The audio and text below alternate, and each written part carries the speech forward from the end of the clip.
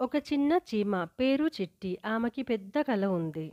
చిట్టి చెట్టు వైపు చూసింది. ఒకరోజు నేను చింతకాయ తింటాను అందుకుంది.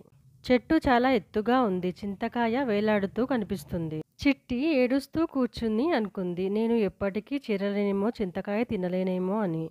ఆ సమయానికి మిడత, గుడ్లగూబ, పిట్ట వచ్చారు. ఏమైంది చిట్టి అని అడిగారు.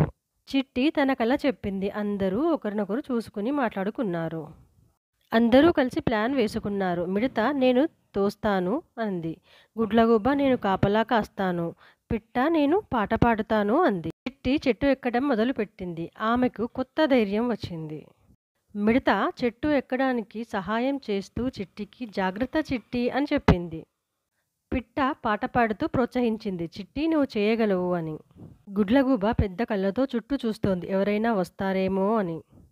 రాత్రి అంతా నిశ్శబ్దం. పెద్ద చెట్టు, ఆకులు కదులుతూ కనిపిస్తున్నాయి. చిట్టి చివరికి చింతకాయ దగ్గరికి చేరింది. ఆమె కళ్ళు మెరిశాయి. ఆమె చింతకాయని పట్టుకుంది. అప్పుడు చింతకాయ మాట్లాడింది. చీమా నువ్వు ఇంత కష్టపడి వచ్చావు. నీకోసం ఒక ముక్క ఇస్తాను. చిట్టి ఆశ్చర్యంతో ఆ ముక్కను తీసుకుంది. ఆమె హృదయం సంతోషంతో నిండిపోయింది. చిట్టి కిందకు దిగుతూ వచ్చింది. ఆమె స్నేహితులు ఎదురుచూస్తున్నారు.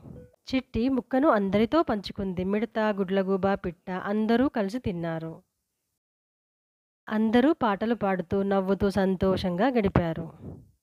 చిట్టి నవ్వుతూ చెప్తుంది. చింతకాయ తినడం కన్నా స్నేహితులతో పంచుకోవడం చాలా మధురంగా ఉంది.